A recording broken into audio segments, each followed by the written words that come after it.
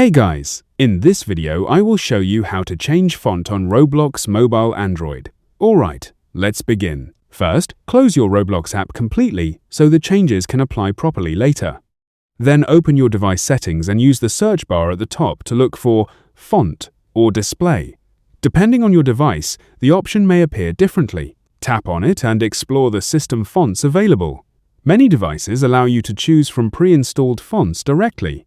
If you want more options, open the Galaxy Store or Google Play Store and download a font app that supports system-wide font changes.